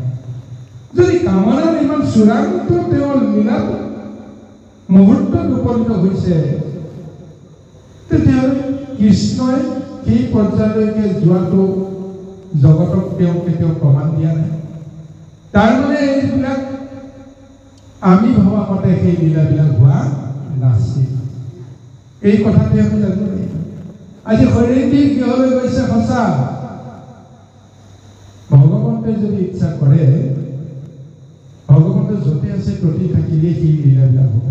এতিয়া শাস্ত্ৰসন্মত বৰ্ণনা দি আমাক এটা জ্ঞান দিবলৈ গৈ আছে, কিন্তু স্বৰূপতে শৰীৰটিয়ে কৃষ্ণৰ মুখৰ ফালে চাই থাকোঁতেই কেনেকৈ সময় গুচি গ'ল ক'ব নোৱাৰে। শৰীৰটিৰ মনৰহে বাসনাবিলাক এতিয়া ভাগৱতে বৰ্ণনা কৰিছে যে শৰীৰটিৰ লগত ভগৱতে এনেকৈ লীলা কৰি আছে, কৃষ্ণই এনেকৈ লীলা কৰি আছে। কিন্তু কৃষ্ণক ভিতৰত সোমোৱাই কৃষ্ণৰ ৰূপটো চাই থাকোঁতেই কামনাৰ তেওঁৰ উদ্ৰেক হৈছে, মনত যেনেকুৱা বাসনা হৈছে, সেই বাসনাখিনিয়ে এনেদৰে যে কৃষ্ণক তেওঁ সাৱটি ধৰিছে, কৃষ্ণই তেওঁক আঁকোৱালি ধৰিছে, কৃষ্ণই তেওঁক চুম্বন কৰিছে, কৃষ্ণই তেওঁক এনেকৈ কৰিছে, তেনেকৈ কৰিছে। গোটেইখিনি শৃংগাৰ ৰসৰ যিখিনি বৰ্ণনা আজি ভাগৱতে দিছে, এয়া শৰীৰটিৰ মনৰ এটা কল্পনা। ভগৱতে সেই চিন্তাৰে তেওঁক কি দিছে, তেওঁৰ ইন্দ্ৰিয় শক্তিক এক মধুৰতা প্ৰদান কৰিবলৈ প্ৰযত্ন কৰিছে। ভগৱন্তে লীলাটো সেয়াই। ভগৱন্তে কৰোঁ বুলি বোলে ক'লে তেওঁ ভাবিলেই হৈ গ'ল, কাৰ মনত কি ভাৱনা দিব সেইমতে কামখিনি হ'ব। গতিকে আজি শৰীৰটিৰ এই বৰ্ণনাটোত আমি এই কথাটো নিশ্চয় অনুধাৱন কৰিব লাগিব। ভাগৱতে আচলতে গোটেই ৰহস্যটো ভেদ কৰি দিয়া নাই আৰু ভেদ কৰি দিব নোৱাৰে, নিদিয়ে। ভেদ কোনে কৰিব? যিজনে ইয়াক সঁচাকৈ শ্ৰৱণ কৰে, সঁচাকৈ কীৰ্তন কৰে, সঁচাকৈ পান কৰে, সেইজনে অন্তৰাত্মাত তাৰ ৰহস্যটো ভেদ কৰিবৰ কাৰণে প্ৰযত্ন কৰিলেই বিষয়খিনি ওলাই যাব। কাৰণ কৃষ্ণই কোনো কাৰণতে কোনো এগৰাকী নাৰীৰ প্ৰেমত কেতিয়াও দগ্ধ হ'ব নোৱাৰে। কাৰণ তেওঁ কাম জয় কেলি কৰি আছে।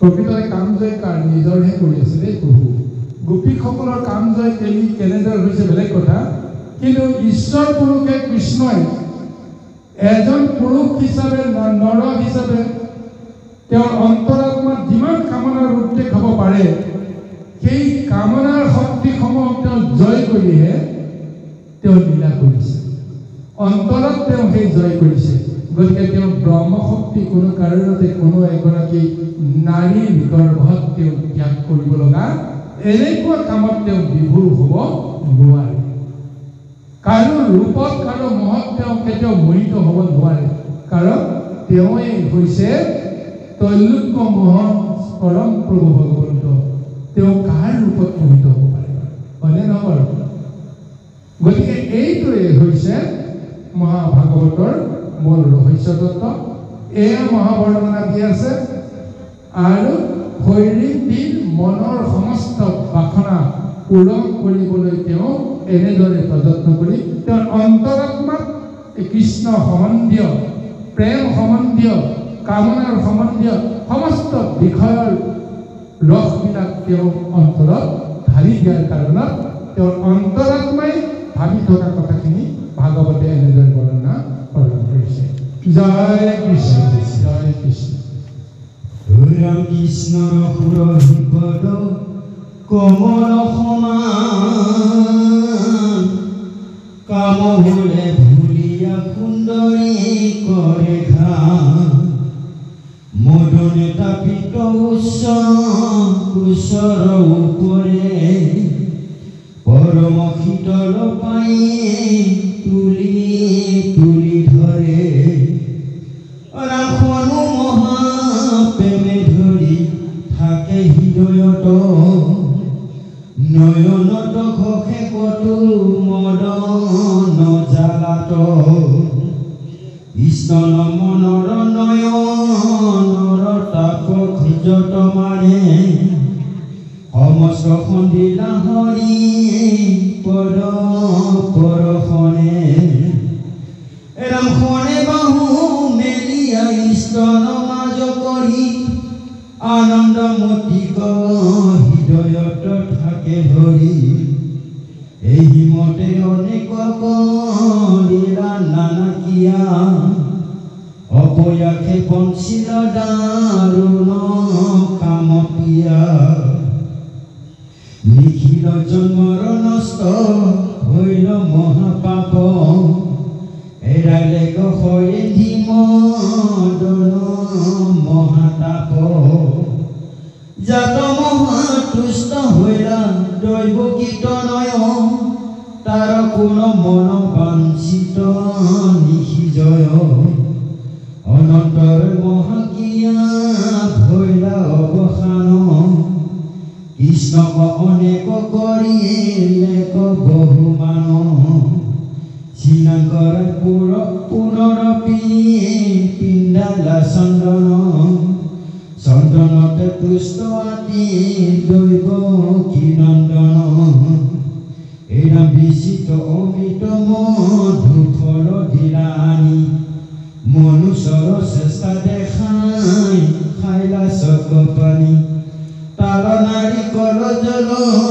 মীনাল মধুৰ ভুঞ্জিলা তাম্বুৰ হৰি সুগন্ধ কপুৰ যাই বাপ উদ্যোগ যেবে কৰন্ত মুৱাৰী দেখি হৈ ধীৰপনা মীনা জানো পাৰি ইয়া দেখে শ্ৰদ্ধা তায় নাই আনমতি মাধৱক বুলিবাক লাগি লাগাপতি অৰঞ্জিতু দেৱে দন্ত যেবে মুকুটিৰ ভা কিঞ্চিত চন্দন দিয়া পাইল টাংকলা তাহা নভকতি এৰি কামকে মতি জানিবাত এৰাম জানিবাতি বকাৱাতি নহি ভাগ্যমতী এৰা গোপী গনু কালে যদি ভজিল হৰিক কিন্তু এক নিষ্ঠা নচাৰিলা ভকতিত গোপীৰৰ হৰি এৰি নহি ভাগ্যৱতী ইন্দিৰৰ প্ৰীতি সাধে নজানে ভকতি জয় এনেদৰে প্ৰভু ভগৱন্তে শৰীৰ দি সমস্ত মনৰ কামনা পূৰণ হয় আৰু কৃষ্ণই এদিন যিহেতু সত্য যুগতে যিটো তেওঁ অপৰাধ কৰিছিল এগৰাকী নাৰী কুৎসিত এটা ৰূপ প্ৰদান কৰি আজি সেই দুখটো তেওঁ আজি খণ্ডন কৰি তেতা যুগতো সেই কুৎসিত ৰূপ লৈ তেওঁ জন্মগ্ৰহণ কৰি দাপৰ যুগতো তেওঁ কুৎসিত ৰূপ লৈ জন্মগ্ৰহণ কৰিলে কিন্তু এই দাপৰ যুগত তেওঁৰ স্পৰ্শ নোহোৱাৰ লগে লগে তেওঁ সুৰক্ষী নাৰীত পৰিণত হৈ গ'ল লক্ষ্মী স্বৰূপৰ এটা ৰূপ তেওঁ পাই গ'ল আৰু মনেৰে ইন্দ্ৰিয়েৰে যেনেকৈ কামনাৰে কৃষ্ণক বিচাৰিছিল সেই কামনাৰ সমস্তখিনি ৰূপ ৰস তেওঁ প্ৰদান কৰি তেওঁৰ আত্মাক তৃপ্ত কৰে আৰু যেতিয়া আত্মা তৃপ্ত হৈ গ'ল তাৰপিছত কৃষ্ণ বোলে সন্তুষ্ট হৈ গ'ল কৃষ্ণৰ অন্তৰত এইকাৰণে সন্তুষ্টি ভাৱটো দেখুৱালে নিজৰ ভাৰ্যাগৰাকীৰ মনত যদি অত্যন্ত সুখ প্ৰদান কৰাৰ অনুভৱ যিজন স্বামীয়ে পায় সেইজন স্বামীও জানো প্ৰকৃততে সুখী নহ'ব জানো তোমাক যে মই সুখী কৰিব পাৰিলোঁ এয়াই মোৰ আনন্দ এয়াই হৈছে ভগৱন্ত কৃষ্ণৰ এই তিবকা বা শৰীৰটি বা পুঁজিৰ স্বপ্নৰ লগত তেওঁ যিটো খেলা কৰিলে তৃপ্ত হৈ গ'ল আত্মা শৰীৰটি তাতেই ভগৱন্তৰ মহা সন্তুষ্টি বাৰু যি কি নহওক তাৰপিছত পুনৰ শৰীৰটিয়ে কৃষ্ণ কি কৰালে সুগন্ধি চন্দনেৰে সুগন্ধি জলেৰে তেওঁ ধুৱাই পখলাই স্নান কৰাই আৰু অলংকাৰেৰে তেওঁ পুনৰ এটা পৰিধান কৰাৰ ব্যৱস্থাৰে নানা ধৰণৰ দ্ৰব্য ভোগ কৰিবৰ কাৰণে তেওঁ দি পাৰিবাৰিক যি এটা সম্বন্ধ সেৱা আৰু ভক্তিৰ মাজেৰে স্বামী আৰু স্ত্ৰীৰ মাজত সম্পন্ন হয় এই সমস্তখিনি শৰীৰ দিয়ে আজি কৃষ্ণৰ লগত সমৰ্পণ কৰিছে আৰু এইখিনিতে কৃষ্ণই তেওঁৰ পূৰ্বৰ পৰা যি এটা ধাৰ তেওঁ লৈ আছিল সেই ধাৰটো এতিয়া তেওঁ ঘূৰাই দিলে এতিয়াৰ পৰা শৰীৰটিয়ে কোনো কাৰণতে কৃষ্ণৰ ওপৰত লোভ কৰিব নোৱাৰে কৃষ্ণক স্বামী হিচাপে পোৱাৰ বাসনা কৰিছিল আজি তেওঁ স্বামী হিচাপে তেওঁ পাইছে এতিয়া গোপীসকলৰ ভাগ্যত যিটো আছিল তেওঁলোকেও সকামীভাৱে কৃষ্ণক বিচৰা নাছিল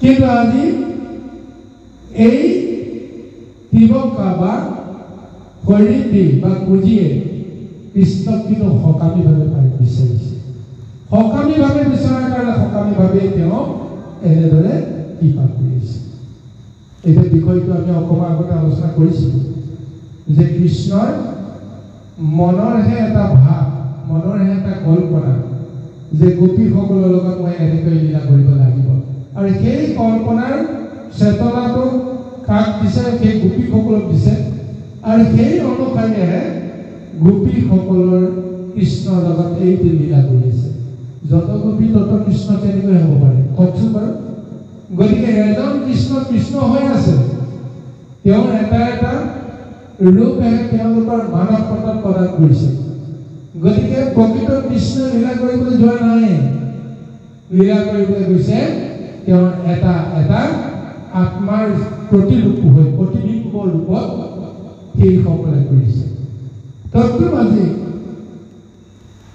কৃষ্ণই শৰীৰটিৰ লগতো সেইটো লীলাই কৰি তেওঁৰ ইন্দ্ৰিয়ক তৃপ্ত কৰিছে সেই ইন্দ্ৰিয়ক তৃপ্ত কৰাৰ যিটো ব্যৱস্থা আজি গোপীসকলৰ লগত তুলনা কৰি কৈছে যে গোপীগণ কামে যদি ভজিলে হৰিক কিন্তু একনিষ্ঠা নচলিলা ভকতিক গোপীৰ সন্দিশ এই মহি ভাগ্যৱতী ইন্দ্ৰিয় প্ৰীতি সাধে নজানে ভকতি যে ইন্দ্ৰিয় প্ৰীতিৰ ক্ষেত্ৰতহে কৃষ্ণক বিচাৰিছে ভক্তি কি এই কথাটোৰ ওপৰত কোনো জ্ঞান কৰি দিয়া নাছিল কিন্তু গোপীসকলৰ ভক্তি আছিল গতিকে সেইকাৰণে গোপীসকলৰ সমান সৌভাগ্যৱতী তেওঁক নহয় বুলি ভাগৱতে উদাহৰণ দিছে কাৰণ সেইকাৰণে পৰৱৰ্তী পৰ্যায়ত গোপীসকলৰ নাম যেনেকৈ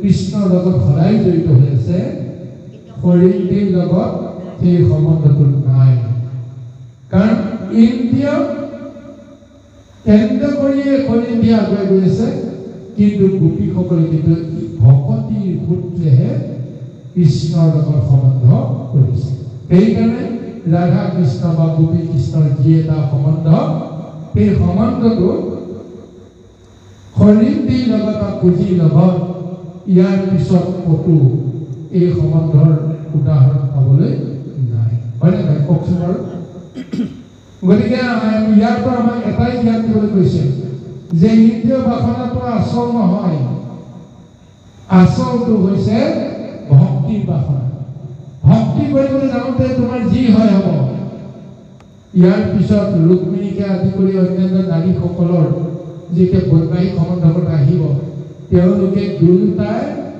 সাধন কৰিছে ভক্তিও কৰিছে আৰু ইন্দ্ৰিয়ৰ আসক্তিও তেওঁলোকে কামনা কৰিছে গতিকে তেওঁলোকৰ লগত গৃহবাস হ'ল কিন্তু হৰিণীৰ লগত কৃষ্ণৰ কোনোদিন গৃহবাস নহ'ল কেৱল তেওঁ মনক তুষ্ট কৰাবৰ কাৰণে গৈছে কি সময়ত গৈছে বয়সৰ সময়ত এইখিনি সময়ত হয়তো অজনিত ভুল ভ্ৰান্তি হয়তো হৈ যাব পাৰে এনেকুৱা এটা সময়তে গৈ হৰিণীৰ মনৰ কামনা কৃষ্ণই পূৰণ কৰিছে জয় কৃষ্ণ জয় কৃষ্ণ হৰিৰাম হৰিণী বদতি প্ৰভু ভুৱন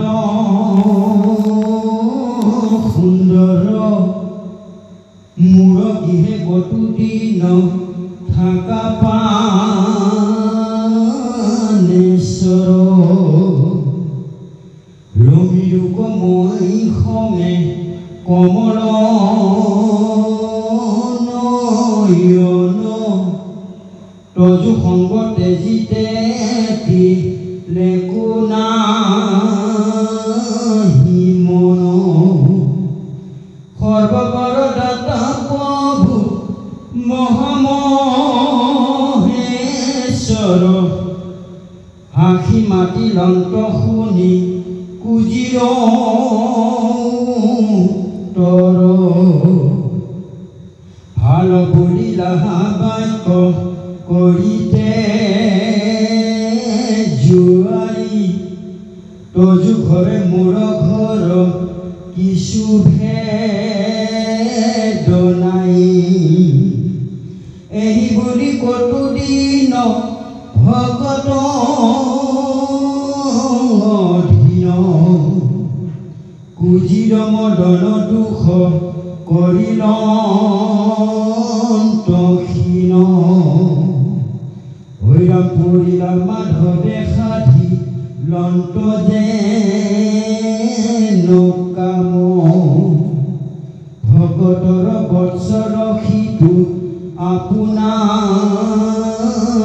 নাম বসন ভূষণ আৰু দিলামান্য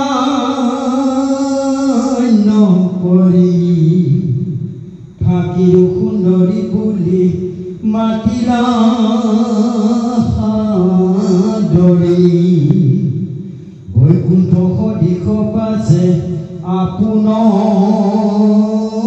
মন্দিৰে উদ্ধৱ সহিতে হৰি গৈলা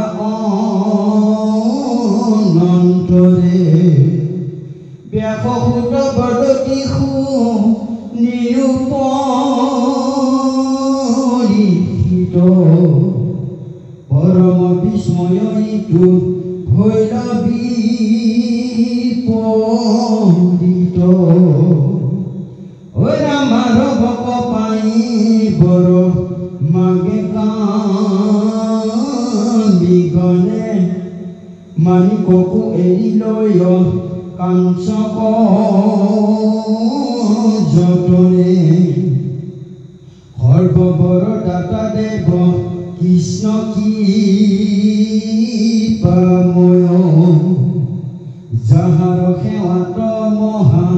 মুকুতি নিলয় দুৰ্লভ ভাগ্যে পাই তাহান ভকতি তাকো তেজি যিটো ইন্দিৰৰ সাধে পিতে জয় কৃষ্ণ।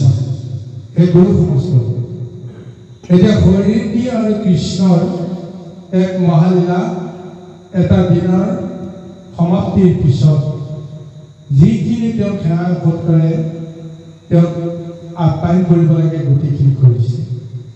তাৰপিছত এতিয়া কৃষ্ণই হৰিদ্ৰীৰ ফালে চাই এটা ইংগিত কৰিছে যে তোমাৰ মনৰ বাঞ্ছা পূৰণ কৰিবৰ কাৰণে তুমি মোক মাতিছিলা, মই আহিলো আৰু এতিয়া মই পুনৰ আপোন গৃহলৈকে মই যাব লাগে। এনেকুৱা এটা ভাৱৰ ইংগিত যেতিয়া হৰিদ্ৰীয়ে বুজি পালে, বুজি পোৱাৰ লগে লগে হৰিদ্ৰীয়ে প্ৰভুৰ ওচৰত আৰু কাকতি কৰিলে, হে প্ৰভু, তোমাৰ সংগ পাবৰ কাৰণে মই ইমান দিনে মই বাট চাই আছিলো। আজি এই মহাসংগ পোৱাৰ পিছত মই তোমাক এৰিবৰ কাৰণে মই অকণমানো মোৰ ইচ্ছা যোৱা নাই। মই তোমাক এৰি মই কেনেকৈ থাকিম? গতিকে সেইকাৰণে তুমি মোৰ ওচৰতে যে তুমি সদায় থাকা, এনেকুৱা মোৰ ভাৱনা আহিছে। তাৰপিছত কৃষ্ণই তেওঁক কৈছে যে এয়া তোমাৰ ঘৰ বুলি নকবা, তোমাৰ ঘৰ মানে মোৰেই ঘৰ।